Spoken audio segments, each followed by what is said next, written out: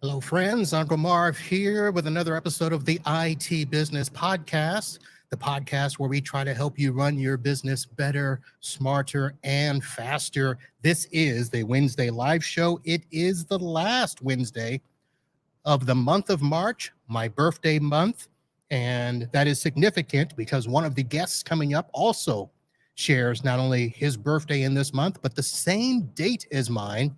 And he tried to hijack the show last time by drinking.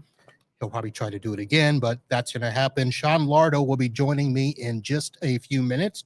We also will have a visit from the Chief Product Officer over at Vonahi. They were one of the finalists in last year's Pitch It program, and we're going to talk about that. And that, of course, is why the title is whatever the title is automated pen testing a thing? So they will both be joining me a little bit later. I'm going to start by giving you my little tech tip for the week. And for those of you that have followed the show over the years, and I've shared just a little bit of snippet about my stack, one of the things that I've shared starting in COVID was that as supply chain became a little sporadic, I wasn't able to get my HP switches, or I wasn't able to get my Arachnus switches from Snap AV, whatever, they're Snap One now. I came across Ingenious as a provider of managed switches, and I love them because not only were they managed switches at a reasonable price, they were fully PoE, and you could get them partial PoE or full PoE, blah, blah, blah. But the bottom line is they were PoE. And they were good. They worked with not only my Domotes, they worked with my NetAlly tools, and they were fantastic. Well, I might need to adjust that thinking a little bit because as it turns out, the last year or so, they've been bringing out new models, doing some upgrades, and normally that's a good thing. And the products have been good. But I just ordered 3 new switches for a client that we're moving at the end of April. And I went to go set them up, and they are completely different in terms of setup from the previous models. They have models where you can manage them either locally or in the cloud, which I have no problem with. I've managed some in the cloud. But the cloud platform has changed, and there are now 3 different places where you can manage some of the devices, and some devices you have to manage in a cloud app called in Wi-Fi if you're doing the access points. There's some that are in the partner cloud. There's others that are in cloud to go. I'll be honest, not really happy about it. I consider it a mess when you start dinking around with all the different places to manage stuff. So I thought that Ingenious was going to be a MSP/cloud friendly provider. And if they keep doing this, I'm not going to consider them MSP friendly anymore, because right now I've got switches that, are here in Fort Lauderdale, Pennsylvania, the other side of the state. And I have to go to multiple places when I want to do these switches. Not very nice.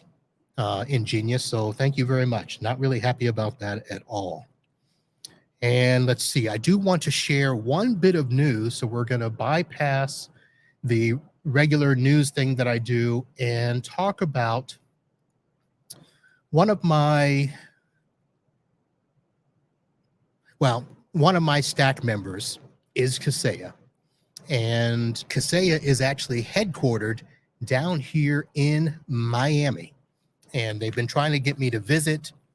Apparently, I'm not allowed to visit unless Matt Scully is in the area. So Matt, reach out to your boy Spence, get that set up so I can come visit the mothership. But in terms of news, I read a statement that actually started last week, and the statement basically in the news read like this: Miami Heat could play in Kaseya Arena. You heard that correctly. Negotiations are underway for the stadium that the Miami Heat play in. It was previously called the American Airlines Arena. It was supposed to be done with the company FTX, but we know what a fiasco that has become in the last couple of months. So now Kaseya was recently named as the mystery tech company seeking incentives to add 3,400 high-paying jobs to its downtown Miami headquarters. And they are looking for the naming rights of that arena. And I'm just thinking, why are you spending my money on the Miami Heat arena? So first thing I'm going to say, if you think I'm just, busting on the Miami Heat, well, you'd be right. I don't like them. But I'm thinking that's a lot of money just to be spending on a stadium. But hey, I don't want to say too much. I know that people will make comments about their contracts and this. I still have a couple of products with them. Datto, IT Glue. I'm sure I have something else with them. But just interesting. So we'll want to keep an eye on Kaseya and see if they actually do take over and the Miami Heat play basketball in the Kaseya Arena. I don't even know if I like the sound of it. It doesn't roll off the tongue, but I'm going to bring in my good friend, Sean Lardo. And howdy. Hello, Sean. Why don't you tell me how you really feel? I was going to catch in the middle of a puff there. Yeah, I had to put it down, but I'm. Well, I mean, it's one of those things where it's a little too close to home. American Airlines. I don't have any personal, stake in American Airlines. I don't have a stake in a lot of these other companies that get naming rights to arenas. But Kaseya, right. That's in our purview, man. I don't understand why Kaseya would want one though, or ConnectWise for that matter either, because stadiums are usually a B2C promotion, right? Business to consumer. Absolutely. And so, I mean, I'm sure maybe they have the reason. I'm sure they have the reasons that are doing it, right? But I'm surprised, like in general, because I wouldn't think that'd be what we would do in general. Any one of us, because none of your end users know we exist. They will. We're not IBM. We're not IBM. We're not Dell. We're not Microsoft. We don't have a play from business to consumer. Yeah, but I think a lot of our vendors now, for instance, let's just say Enable, who is a product that I use. Yep. I found out that their backup product, Cove, is something that regular businesses can get. In fact, a client that I took over just a few months ago already had Cove backup that they were using, and they were not obviously an MSP. They had an internal IT guy, and that's what they were using. They didn't get it. Yeah, but that could be the anomaly, right? That'd be an outlier. I'm just saying that large. I don't know anybody that I know that even knows ConnectWise as a company unless they use Screen Connect and they see that ConnectWise is. Otherwise, they don't really know. And even when they see that, they don't even know it's a company name sometimes. They just think it's whatever. It's just some sort of jargon. Yeah. So well, I am going to start my pitch. I am going to have an Uncle Marv something, not just the IT Business Podcast. I'm going to put my name on something. So I want to put mine on like barbecue sauce, because I really like to eat. Yeah. I like barbecue sauce on everything too. So I think it'd be great. Lardo's barbecue sauce. Hell yeah. Extra spicy. That has a ring to it. Extra thick and spicy.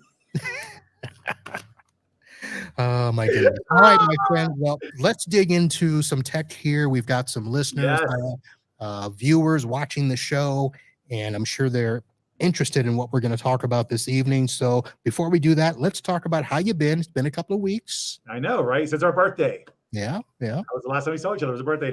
I wasn't allowed to drink until the end. Until the end. What are you drinking there? Okay, we'll move on. Angel's Envy rum cask. Oh, right, which is a birthday you gift. guys, I don't know. Everybody has all these exotic drinks. It's not exotic. It's Angel's Envy. They sell it everywhere. It's but what? the only Angel's Envy. I don't know what that is. It's a bourbon. It's sold everywhere. Like it's not like, but yeah, not everywhere. Oh, but yeah, actually, in Florida too, there's a lot of it. I drank it at Connect and at Secure and everything else. So yeah, it's there. But this is the rum cask one, which is the it's phenomenal. It's just good. All right, I'll take your word for it. I'm not a bourbon guy.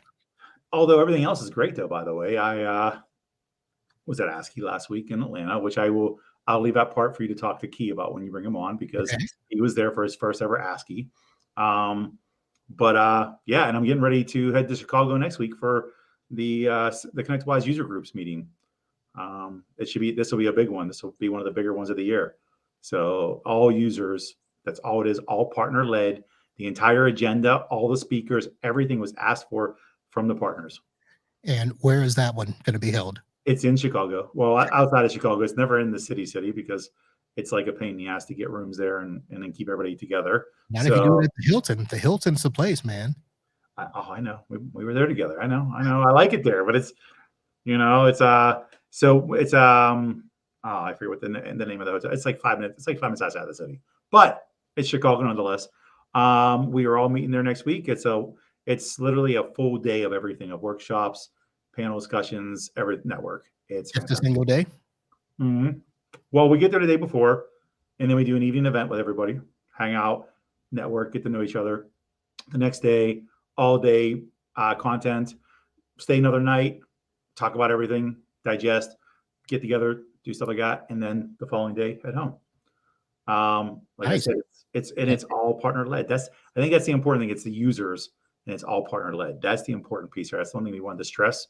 We wanted to be able to capture that, and that's what we have. And I like that. In and out. Absolutely.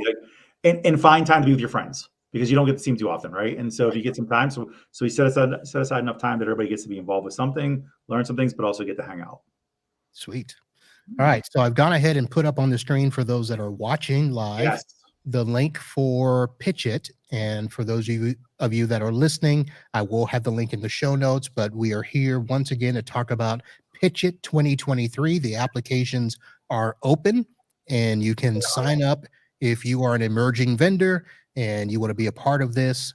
Sign up is through April 30th. So Sean, for those who maybe skipped a few shows, have their head in the ground, haven't done anything for a few months, why don't you tell us about what Pitch It is? Easy. Pitch It. I get yelled at all the time for saying this, but it's like Thunderdome, right? 2-man enter, 1-man leave. No, it is ultimately. So what it is it is a program and contest created from ConnectWise. We're going on 6 years now. And what we did and what it is we're looking for all the emerging technologies that are going to be complementary to the ecosystem, to the community, that are able to be partner first friendly, right? And as I said, it's a competition. So at the end of this all, we're looking for the 3 best companies to compete live on stage at IT Nation in November. For the grand prize is $70,000 for first place, and second place is $30,000. But yeah, it is a big ordeal for us. And hang on, what's third place? A set of steak knives? Yeah, nothing last year. No, they all get free booth space at Connect at IT Nation in November if they're a finalist. So they already got that. So that's already a pretty big prize regardless, right? Because it's not as if our conferences are inexpensive. We know that. So the important thing about this all though is, and actually when you talk to Key about it, he'll tell you how they went through the program. But we turned it into a 16-week accelerator incubator program where they are in workshops every single week, learning new things between sales and marketing, business consulting, mergers, acquisition, anything, creating a new channel program, product market fit, how to actually pitch, how to do an elevator pitch. You're learning all these things over 16 weeks from people that are really experts in the field. They are the practitioners. And then during the course of that, they're also doing webinars with you now. You and them doing podcasts and pocket LeBron doing it. So they're getting exposure, but they're also working on their speak while they're on these things too, because a lot of them are technical people and engineers, and they were MSPs or still are MSPs. So they really don't like it. So we have to bring them out of their comfort zone a little bit, get them some exposure. The goal for us is, hopefully we love them all to be winners, but they can't all win the prize, but they all end up winning because they end up getting more business. Yeah. They get that staying power they didn't have before this. They get to learn how to navigate the ecosystem. They get to meet a lot of people that make great connections, and it helps them. I mean, it helps you with your prosperity if you do this. Yeah. So that's it. Why don't we go ahead and do this? Let's have you introduce one of the finalists from last year. Yes. Getting in the green room. So introduce him and I'll bring him up. Yeah. So actually, I got to hang out with this guy last week at ASCII. Like I said, Vonahi, which you'll learn more about them, they focus on automated pen testing, which we know is a dirty word in this industry, anything automated, especially pen test. But also, they were the second place finishers last year in Pitch It, and they have excelled tremendously. And my good friend, Keitran, how are you doing, buddy? Hey, what's up, guys? Thanks for having me. Hello, Key. How are you? He's having good, you. I'm just here. You're just hanging out? Yeah. I'm doing great, man. Thank you. Yeah. All right. So, Key, you are with Vonahi. And before we get too far along, why don't you just quickly explain what Vonahi is, who they are, and that way that'll help explain my title of the podcast this evening. No, absolutely. Sounds good. So, Vonahi Security, right? We're based in Atlanta, Georgia. We've been around for a little over 3 years, and we have a SaaS platform where we give MSPs the ability to deliver network pen testing to their clients. But we also have a services division, which basically we do red team assessments, web app pen tests, and basically do consulting gigs as well. All right. And you went through this this program last year, the whole incubator thing and the Pitch It thing, and ended up as a finalist. How was that? It was, to be honest, so Sean, it was a great experience, right? We learned a lot. It was an incredible journey, to be honest. It was a lot of work. You have to put in the effort. You have to, treat it as a real competition and really put your heart and soul into it if you want to be successful with it. And I will say, it never really clicked for me until we went to IT Nation. I actually had people come up to me and said, hey, I came across you on the internet, across the forums, across, social. And I was like, yeah, no way those guys are legitimate. And I was like, you know what? I never thought about that. No one's going to download anything that says automated pen testing if they don't know who you are, right? Because it's nefarious potentially, right? So the fact that you were in this program, now I can see a face, right? I can see your team here. You're legitimate, and I want to test it out. And so it's about building brand awareness, building legitimacy, and getting to network, with key people in the space, navigating the ecosystem like Sean mentioned, and learning all the ins and outs of how MSPs really operate. All right. Well, we're coming to that time, Sean. That was so well put. I just want to say that now. It was better than I could have said it. So thank you. Yeah, I learned from the best. I went through your program.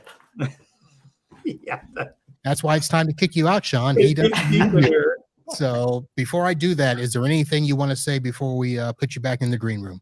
No. One thing I'd only say is that, anybody that ends up watching this, that's going to see this, Key and Vonahi team did phenomenal in the program. They actually they leveraged the shit out of it. They did. So if you are thinking about joining up, reach out to these guys, ask them what they did, ask them how they did it. They had great results in the end. And it was fun. They actually helped us boost the program. So I appreciate that completely, but that's it. All right. Well, it's time for you to head back into the green room. As we do that, we're going to take a quick commercial break, and Key and I will be back right after this. Are you an IT business owner looking to take your business to the next level? Join us at TechCon Unplugged, a conference for IT business owners, this September 7th through the 10th at the Delta Hotels Woodbridge in New Jersey. Get one-on-one time with peers facing the same challenges as you and walk away with concrete items to help your business thrive. Don't miss out on this opportunity. Head over to www.techconunplugged.com now.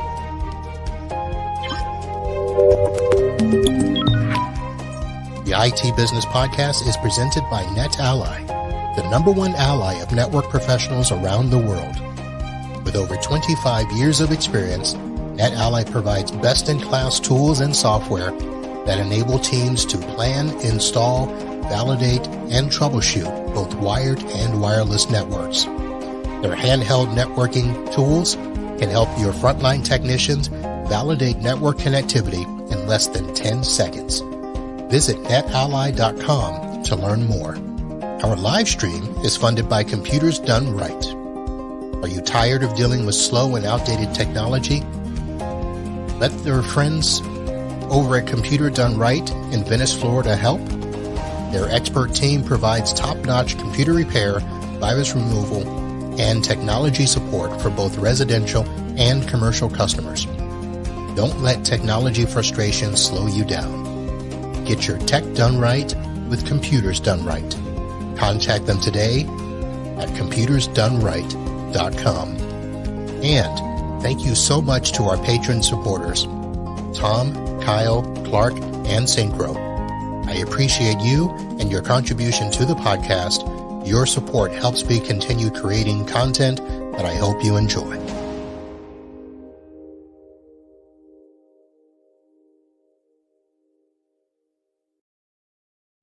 All right, we are back live with the show. I am joined by Key Tran with Vonahi Security. So Keyshawn introduced you guys as the runner-up to last year, correct?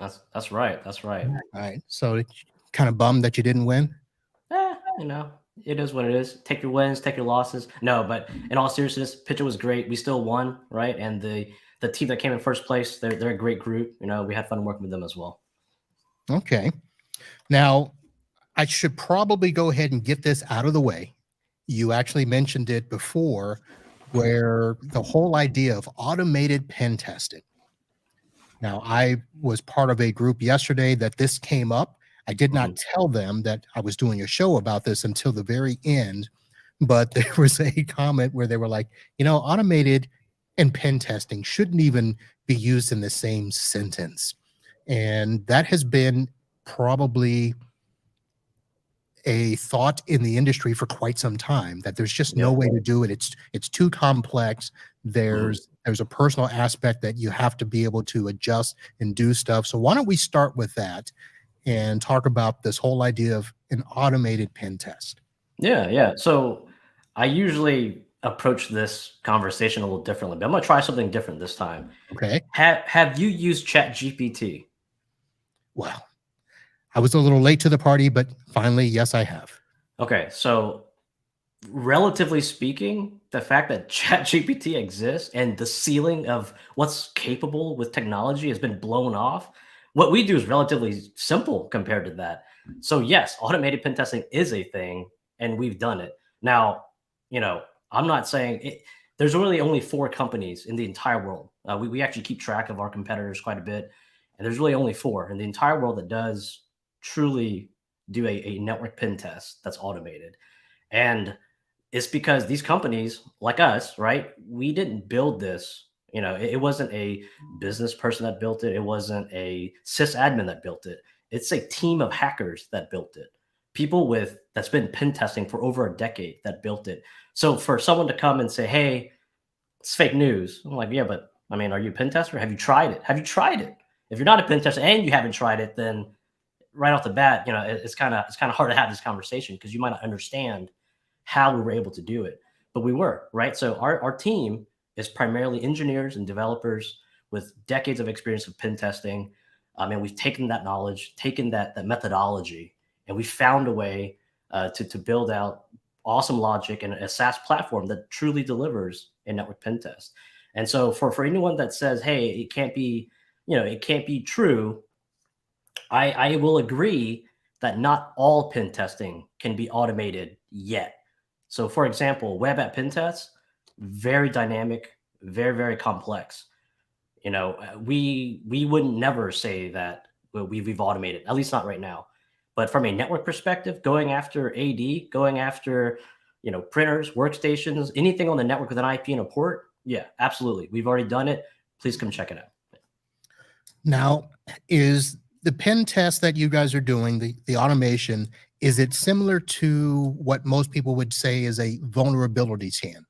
No. So I love that question too, because very, very vastly different types of scans, right? A vuln scan, and that I agree with 100%. There are a lot of vuln scan vendors out there that just abuse the term penetration test. They don't even clarify what kind of penetration test. They just straight up say automated pen test, and it's just a vuln scan. So a vuln scan, right? It just has a signature database. It's basically a database of known vulnerabilities, and you're looking at what potentially could be exploited. Some of those don't even have exploits available. Whereas a pen test, you're trying to exploit those vulnerabilities, really trying to break down the doors, gain access, make lateral movement, get access to sensitive data. A vuln scan would never do that. Now, are these a lot of the tools that we know about where people are just taking I don't know, Nessus, Nmap? I'm not a hacker, so I'm just guessing what some of these words are. And you guys are just creating scripts that, have that AI capability to adjust and stuff like that? Or what exactly, without, giving away the farm. No. Trust me, I'm not even worried about that at all, because I've seen how complex our coding is. So not too worried about that at all. So if you look at it from a methodology perspective, right? So someone who's done pen testing quite often, it's kind of a very similar flow, right? At least on the network side, right? They follow a kind of a somewhat of a specific methodology, and then they repeat it for the next client, the next client, the next client. Similar to an MSP, if you're going to go out and deploy Office 365 to your standard best practices, this is how I'm going to do it for every single client, right? So from a pen test perspective, at least from a network pen test perspective, a lot of times some of what they do, it's very repeatable. So whenever you think of it from that perspective, if things are repeatable, you can automate it. Now, obviously with pen testing, there's certain decisions that have to be made based on certain findings that are discovered. And that's where the tricky part comes in, is developing good programs and good logic to figure out and make those decisions. And that's what we've pretty much overcome as one of the challenges in automating this. All right. Well, before we get too far into the tech and just so you know, we are streaming live. We're on YouTube, LinkedIn, and the Facebook. Awesome. The chat's been pretty quiet so far, and that's good. At least we're not getting hammered with too many questions. But let's go back and talk about, you guys started 3 years ago. Mm-hmm. So let me ask the question as to who is a part of Vonahi in terms of, you mentioned that you were a hacker, but tell me about the type of people that make up Vonahi. Yeah, that built Vonahi. Absolutely. So our founder, Alton Johnson, he's actually the brains behind it all. So he has he's been pen testing for massive pen test companies, again, well over a decade. So he leads our pen test team, pretty much leads the entire product side. And he's the one that developed it, right? Is his methodology. He learned how to code. And the funny part is whenever he was doing pen testing, right, he was basically using the platform. This was before it became a thing. He was using the platform as a way to make his job easier and faster. Kind of what we talked about at the very beginning of the podcast, right? The goal of this podcast is to make your business easier, faster, better, right? And that's kind of what Alton did. And then he kind of realized, wait a minute, I can deliver this to the SMB market, right? And so there was an opportunity there. So next up, we actually have a really, really good UI, UX, and marketing strategist. Her name is Tramy Anderson. She's our Chief Strategy Officer. She comes from, like I said, one of the best designers in the industry, one of the best UI, UX. Anyone who's used our platform, if you haven't seen it, check out our UI, UX. It's incredible. It is built for the MSP market. And as soon as you look at it, you'll see that. Then we have Jason Wells. He's our COO. He comes from, he used to be a CEO at a cybersecurity company. So he knows how to sell pen testing. He knows how to sell cybersecurity services. He runs operations. And then finally, I come from the MSP world. I've well over a decade running, leading, operating massive MSPs, right, to smaller MSPs. And so my goal at Vonahi is to just make sure our product meets that market. Now, behind all of us is a team of pen testers and a team of developers and some, back office people. Okay. Now, from a MSP perspective, or even just a regular IT professional, is this a product that is available to all of us, or is this something where you really need to be of a certain size in order to utilize this? No, that's actually a great question. So that's where I think Vonahi has really found such a great spot in the MSP space. Our competitors, they built their solutions from the mindset of a pen tester. So you kind of have to be a pen tester to understand how to use it. And therefore it's complex, it's very expensive. Right. We've designed it for the MSP space. It's so simple to use. Your tier one guys could do it, because the only technical piece of information that they really have to know is IP addresses. What IPs do you want us to go after? That's it. As far as scheduling goes. And then as far as pricing goes, we are priced for the MSP market, 100%. All right. And from a pen test, this is purely external. So you're going to give somebody your external IP address and click test, and it's going to go, now once exploits are found, how much is done to discover like what's behind the IP? Yeah, so we actually do two types. We do external pen tests and then internal pen tests. So from the external side, right, basically it would be give us your WAN IPs, and we're going to try to break through whatever is on that perimeter. And for our pen test, the goal is always how far can I get, right? Like what's the highest level of privileges I can get? Domain admin, can I get through that firewall? Can I break through that firewall? Can I take over that firewall? Can I get sensitive files? Because that's really the goal. Is once I get to all your data, right, all your sensitive data, it's game over. I got it all. That's what the bad guys are after, right? Is what's exploitable that will give me money. So from an external perspective, I'm gonna try to get through that firewall. On the internal pen test, we go after, again, anything that has an IP address with open ports. And again, the goal is to make lateral movement, escalate privilege, really get domain admin, right? If in an AD environment, we're trying to get that domain admin account, and then we're trying to get access to all your files. All right. So the question I'm going to ask is from a client that asked me a question. So I do have a product where we'll do vulnerability testing for them, but we've not done anything where we've done a penetration test. And the one time that we got almost to the point where they're like, yeah, let's do that, it really came back to, well, if you can break in and you can get my stuff, what happens to my stuff? That's fair. That's fair. What I'm worried about is like, well, if you can get it, who's to say you're not going to take it?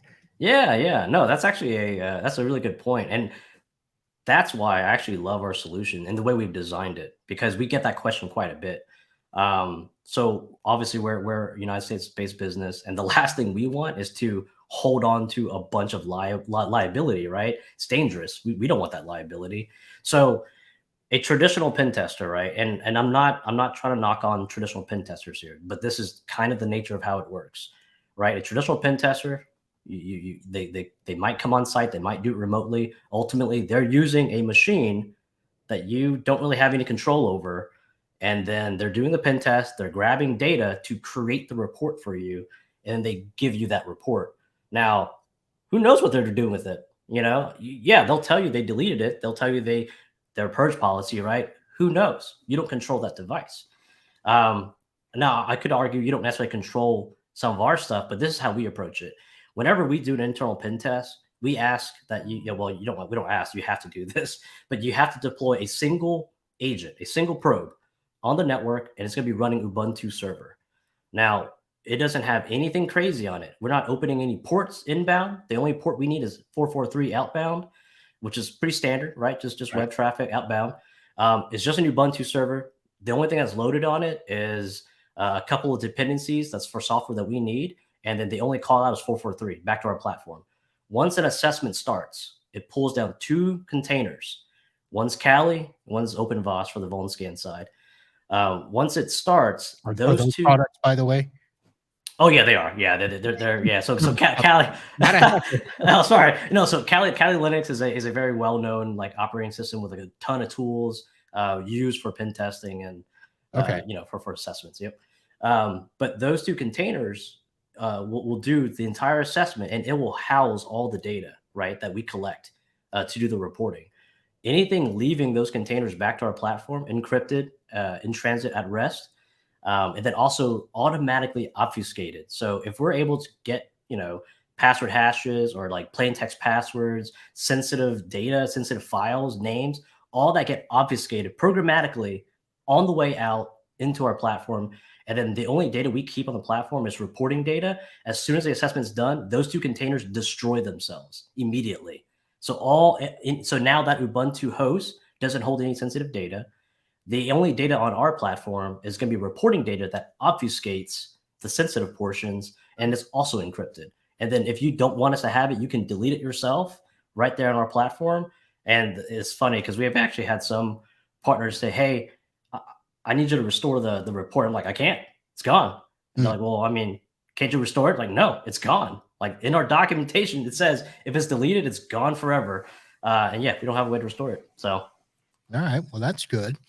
The other question that I got, and I didn't know how to answer, is does it put a load on the network? Meaning, am I going to notice the network being slow? Because there are products out there that if you're just doing a simple network scan, people notice that their computer's slow for whatever reason. And they're like, what are you doing? Does this, I mean, even though you're bringing a machine and it's doing its searching, is it doing any sort of a load on the network? no, not really. So it's actually quite minimal.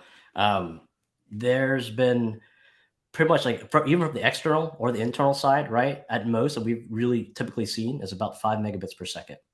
Okay. Yeah, so we do a lot to try to control the sense of, like, I guess the stealthiness of our approach. So for a couple of reasons, right? One, we don't want to get detected because the whole goal for us is let me skirt underneath the radar of detection tools. And then the other approach too is we do not want to cause disruption to the business. It would be no good to anyone if I'm gonna do a pen test and then now the MSP just took down this client's network and everyone's just mad. Yeah. So All yeah, right. very, very, very minimal load. So you talked about being MSP friendly. And I guess the question with that is, I assume that there is a dashboard that you can go to and see clients and see how many times you've run a test or see the results unless you delete them and stuff. Is that how it works with you guys? Is it a dashboard? And is it something where MSPs pay a monthly fee and then we can, because what I saw on the website, you can run them as many times as you want. So is that how it works? Yeah, that's exactly right. So it's a software platform, right? So it's a SaaS. So there's a web interface. The MSPs would log in. Now it is MSP friendly in the sense that it's multi-tenant. So you can add companies to it, as many companies as you want, and then you can manage those companies all directly within the platform. You can also white label the solution. So you can white label the platform. You can white label the reports. And then the other thing too is we're starting to integrate with a lot of different like ticketing tools. Right now we're integrated with ConnectWise. So if you have ConnectWise Manage, right, we can pull in your companies. You could perform the assessments on those companies and then have tickets created for the pen test findings back to a project board of your choosing, and that way your team can work on remediation. Now, as far as and then as far as like kind of like how it's priced, it's based on the number of IPs you think you need per month. Okay. Yeah, that's how we license it. Yeah. I was going to ask that because I was going to say, is it by the number of clients that you're testing? But you were saying it's by the number of IPs. So you could have one client with, so for instance, I have a client with 7 locations. I may want to test all 7. So that's what it would cost me. It's by IP. Yeah, right. So whenever like for that particular scenario, right? Let's say you have that client, 7 locations. What we want to do is figure out how many IPs are they using, both external and internal, across all 7 locations. Oh, yeah, and determine like how often do you want to scan them. So there's a couple. It's kind of flexible, right? It depends on how you want to do it. If you want to do a monthly assessment for all 7 locations every single month, then we need to figure out that aggregate value. So let's say they each had a /24, but a /24 with maybe one external IP a piece. We would basically add all that up, and then we need to figure out how many of that /24 is actually used, because we only count IPs that are active with open ports. So if you have a /24 but only using 10 of those IPs, then you only need a license for 10, not the full 254. Okay, so this is all IPs, internal, external. So this is every device on a network. Yep. Desktop, printers, servers, iPads. Are you going across VLANs? Yeah, we'll definitely go across VLANs too, if you want us to. Oh. So whenever you go to schedule it, you can tell us, like, if you want to only do a certain VLAN, you can do that. If you want to include all VLANs, which we would recommend, definitely do that as well. It's a good way to test isolation as well. We've actually had partners do that, right? Like, they're like, hey, I have a pretty micro-segmented network, but I want to make sure that it's truly segmented, right? And okay. Well, that's why I asked that, because, for instance, I'm looking at a client here. I'm looking at my Domodes portal. I don't know if you know Domodes, but it's a box where I can detect, IPs, all devices, if new devices come on the network, that sort of stuff. So I'm looking at it, and I've got 222 devices. Now, it is after hours, so 68 of them are offline, which is probably desktops have gotten turned off, notebooks and stuff like that. So I would need to get a license for 222 IPs. Is that how many devices are actually online, like when in full production? I mean, it's probably going to be about 200, but it's okay. Yeah. So it would be, you would want to buy an IP pack for about 250 IPs, because that way it'll be up to 250 IPs. Okay. And yeah, I mean, that's, to be honest, that's actually a small IP pack, and it's pretty low cost. Really? Okay. Yeah. All right. And we talking like 3-digit friendly, 4-digit friendly in pricing? Four-digit friendly, but a comparison, right? So if you were to go to a traditional pen tester and say, hey, I need you to do a traditional, like, manual pen test, a network pen test on this network with about 200 IPs, right? You're probably looking at close to, like, I don't know, anywhere from like 15 to 20 grand. Right. Through us as an MSP partner, you'll be paying about 30% of that. Okay. And this could be used when you say packs. Is this, you just did a pack and you use it amongst your clients as you wish, or you designate a pack to a client or to an IP? Yeah, so we actually have two pricing models. One is where you, the MSP, would have the pack, right? And we don't care how you decide to use that amongst your client base. So maybe this month you use a section of it to do 5 clients, and then next month you use all of it to do prospecting. Again, your IPs, each month you do whatever you want, right? The other model would be, we call it the per client model, but that one is where you, the MSP, would sell it to the end client. It's still managed through the portal. You still own the relationship and everything, but you basically sell the IP pack to the end client, and they have the subscription for the entire year. And that way they could do 12 pen tests a year, or whatever cadence makes sense for them. Oh, yeah. But that's still under your MSP portal. Exactly. Yep. And you manage that and give them permissions and all that stuff. Exactly. Yep. Nice. All right. We may have to talk after the show. I was going to say, man, we'll hook you up too. So that sounds nice. All right. So let me go pull this up here. So Vonahi.io is your main website, but I also, where is it? The vPenTest.com is the actual, now is that the commercial product that people see, or how does that work? Yeah, I think I guess we kind of made that slightly confusing.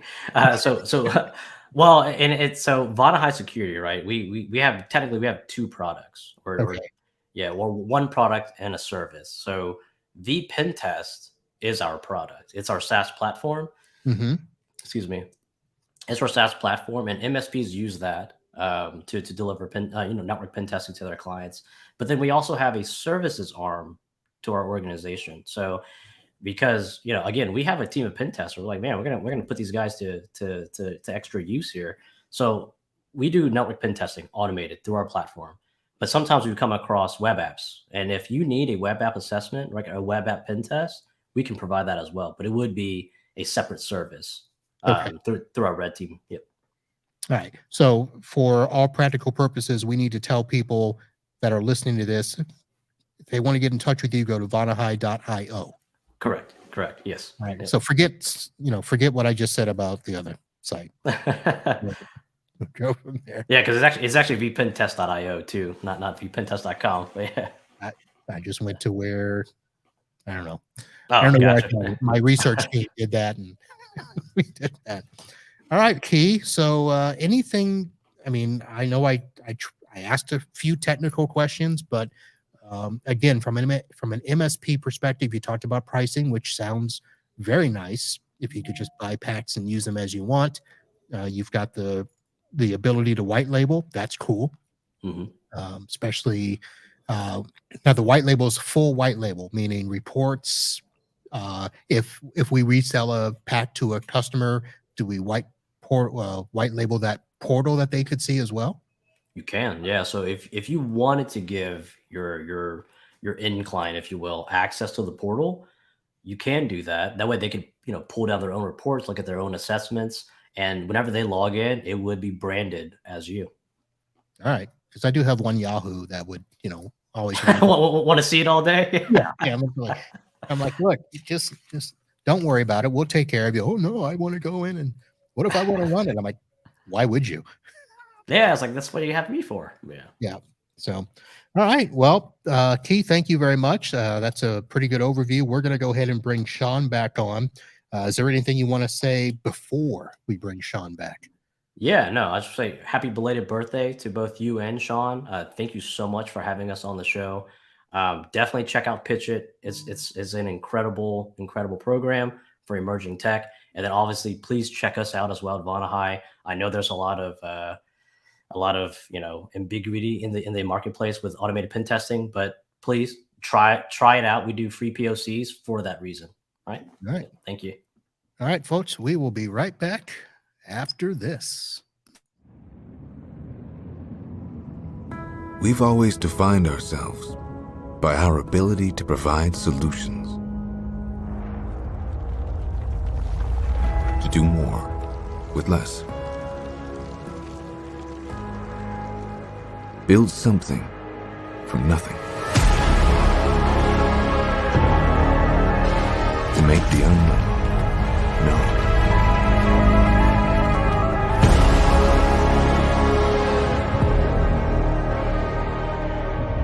But we've only just begun.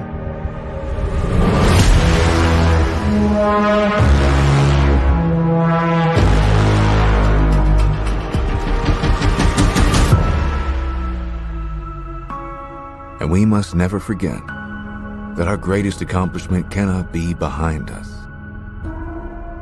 because our destiny lies beyond.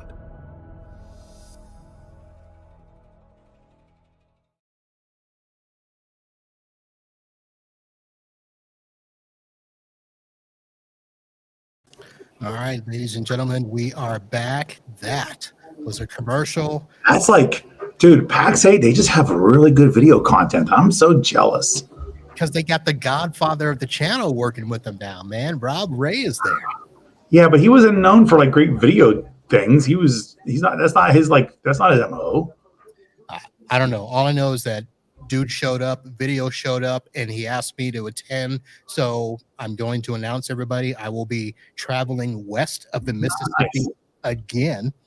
And I will be headed out to see them June 11th through the 13th in Denver, Colorado. It's a good spot. That is Denver. I like Denver. That's I like awesome. Denver. And I want to touch on the last thing Key was saying. First off, there's not just ambiguity in pen testing marketing jargon. It is in the entire space, especially of cybersecurity at this point. It's only a couple of real phrases used, which is protect your data, protect your people. Kind of like that's like it. At what level, what degree? There's no way of telling. That's where you got to do your due diligence and look into things like this. That's why you got to take you up on a POC and other companies and ask them what they do. Get a deeper dive, get demos, ask for everything. What part of the cybersecurity stack do they make up? That's the facts. So yeah, ambiguity is like the king here. We agree. Thank you so much.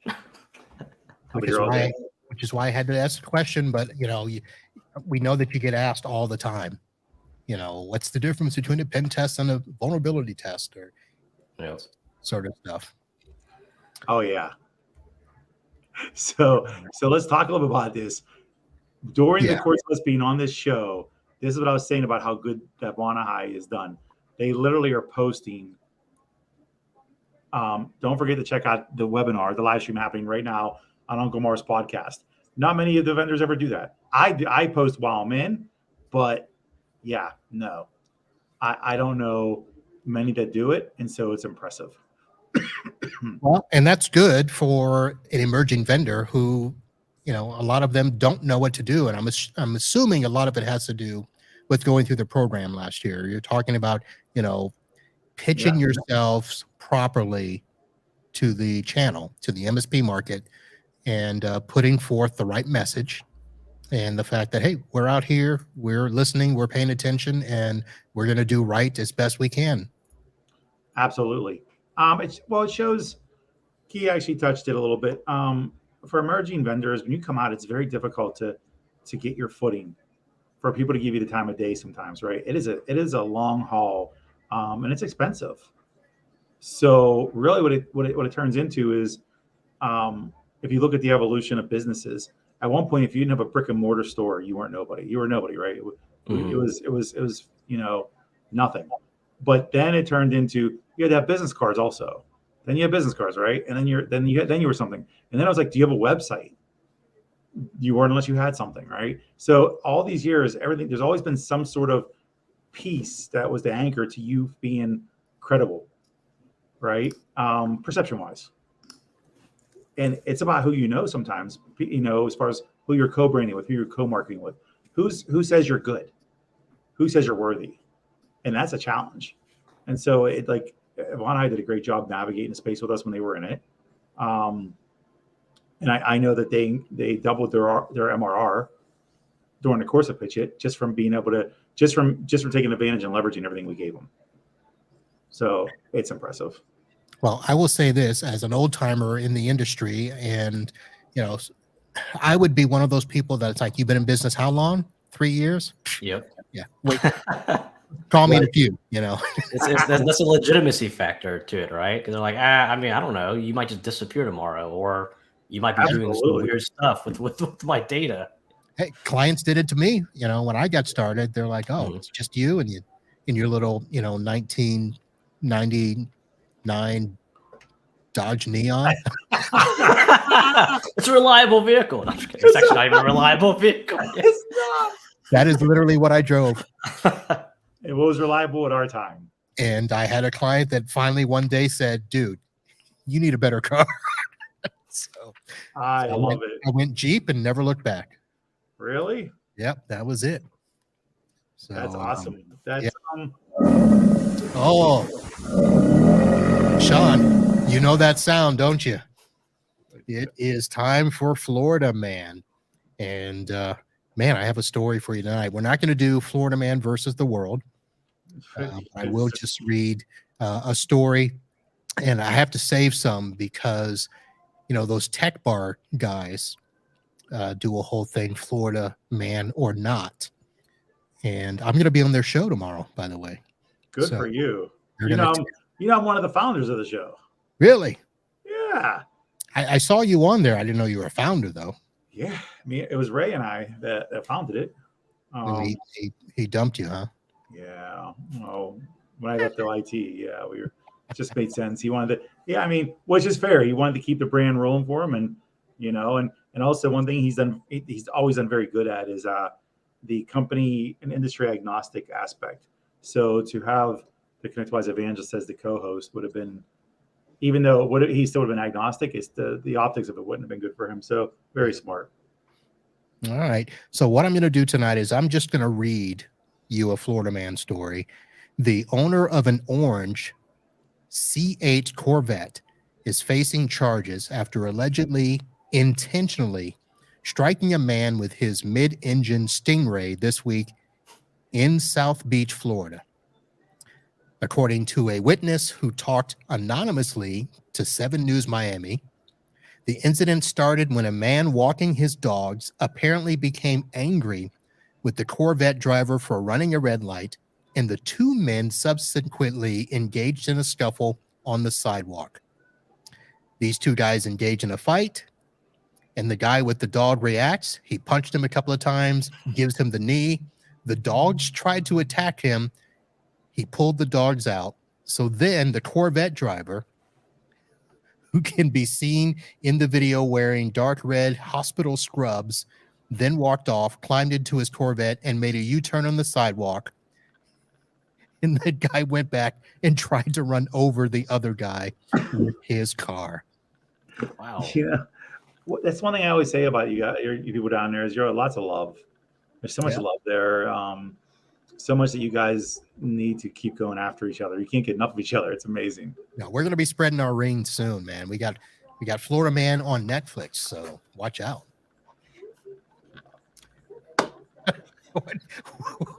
That's amazing. That is amazing. You know, Key, you've heard of Florida Man before, right?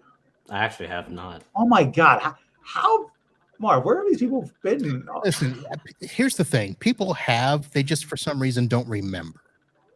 I mean, it became like a national sensation when the dude did the bath salts and ate somebody's face. I mean, that was like the So I've heard of that situation. That's when it like really hit its national stature. Yeah, it's a thing. So Key, there has been basically it just became this running joke that you just go to Google, go to the internet, and put in a date in the words Florida Man and see what comes up on that date. And there are going to be some crazy, stupid, idiotic, crazy, criminal activity. There's going to be something. Florida Man every day of the year does something. So wait, to your point, right? I didn't know it was called that, but yeah, I've definitely heard like basically all the crazy shit happens in Florida. Yeah, and it's not just it's stuff you think doesn't really happen. Like you're at the bar and you hear a story from some drunk person that couldn't be real, where you like attacked with the Loch Ness monster. Well, the Loch Ness monster is real in Florida, and it really happened, and then some. You know, it's just an amazing. It's like there's no way it could possibly happen. You're not real, and it's all freaking real. Yeah, it is. It is. It is. It doesn't matter. It is. It's just another Wednesday. It doesn't make any sense. Do you have that going on in Texas? Key, like, do you have Texas Man? I don't think so. I mean, we have our own sets of problems, but not quite that. Not quite that severe. Yeah. I don't know if I call that a problem. I consider that a very fortuitous event and just something good to have. It's a great party starter. Like if you have to break the ice, just start talking Florida Man. You'll break the ice instantly. Yep. I like that. All right. Well, Kay, you learned something new here. And of course, I learned something new with automated pen testing. I'll now go and share the news. And again, we'll talk after the show here. So we're going to go ahead and end off the live show. If you are watching live, thank you very much. And be sure to hit, I don't know, whatever the button is, subscribe, like, follow, so that you'll be alerted anytime we've got a video coming onto the show. And when I say that, I say it because tomorrow I'll be doing a very special diversity podcast. It is during the day, 1 p.m. on Thursday, and it will feature Amy Babinchek and Dawn Sizer. We're going to be celebrating women of the channel. It is International Women's Month or something like that. So we're going to give them some love and talk about that. So that will be tomorrow. If you're listening to this by audio and it's past the time, you should have signed up for the follow thing. Go to itbusinesspodcast.com/follow and be alerted anytime we've got a show happening. It's not just the live show. We do other stuff as well. So that's going to do it for this show. Thank you to my good friend Sean Lardo, ConnectWise, and Key Tran with Vonahi Security. Automated pen testing is a thing.